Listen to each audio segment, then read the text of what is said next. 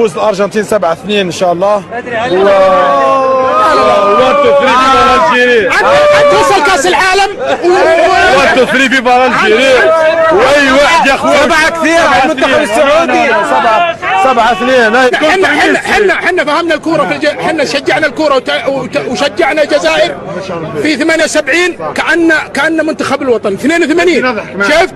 لا وشجعناهم احترقنا الجزائر. 1-2-3 في الجيري. 1-3 في الجيري. ارجنتين وشجعنا الجزائر في 78 كأن منتخب الوطن 82 شفت؟ لا وشجعناهم احترقنا الجزائر. 1-2-3 في الجيري. 1-3 في الجيري. ارجنتينا اي واحد يا اخويا وش ارجنتينا.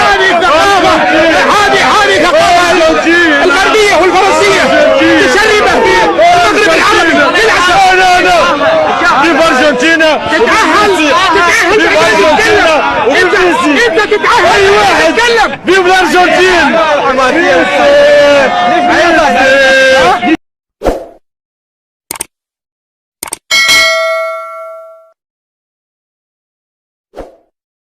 السلام عليكم ورحمة الله تعالى وبركاته. تحية طيبة جميع متابعينا الكرام لكل من التحق بنا مؤخرا. إذا متابعينا الكرام نواصل فضح الفقاقير الكراغلة الجزائريين وأساليبهم القذرة والحقيرة جدا تحت بطبيعة الحال الشعار أو المقولة الخالدة للملك الراحل العبقري الحسن الثاني: ليعلم الناس مع من حشرنا الله في الجوار. لأن هذا هو الهدف ديالنا من هذه القناة ومن هذا المحتوى ومن هذه الفيديوهات.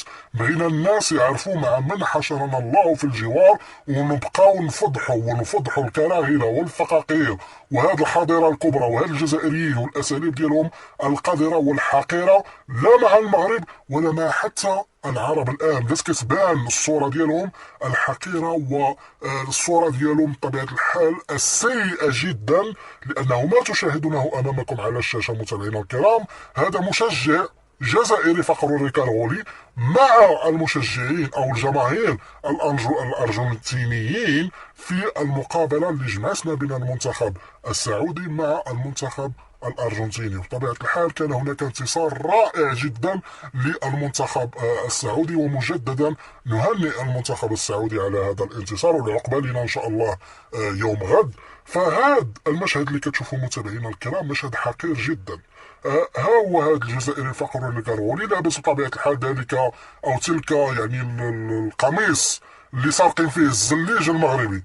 هادو عايشين على السرقة، عايشين على الحقارة، عايشين على القذارة، عايشين على السلوك المنحط والمستوى الدنيء.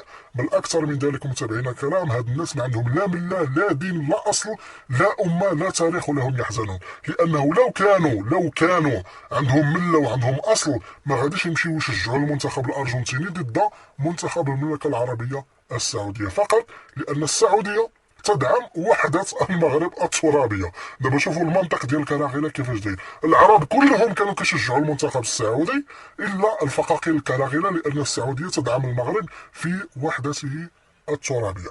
هذا هو الحال ديال الكراغلة متابعينا الكرام. شوفوا معايا هذا المشهد الحقير والدنيء، وطبيعة الحال نحن الدور ديالنا هنا وهو أننا نفضحوا هذا النوع من المشاهد. الدور ديالنا هنا وهو أننا نحيي المقولة الخالدة ديال الملك الراحل الحسن الثاني: بغينا الناس يعرفوا مع من حشرنا الله في الجوار. متابعينا الكرام غادي نختم لكم هذا الفيديو بمقطع آخر لواحد جزائري فقرور الكارغولي، وهو يتمنى لجميع المنتخبات العربية باش أنها تخرج من الدور الأول. نعم متابعينا الكرام هادو هما أحفاد فرنسا، هادو هما صناع فرنسا، هادو هما الكراغلة، وهادو هما الحركة تجري في دمائهم ماشي دماء، وإنما مبغيتش نقول واحد المصطلح إنما هادو كيبقاو التاركة ديال الاستعمار العثماني والفرنسي.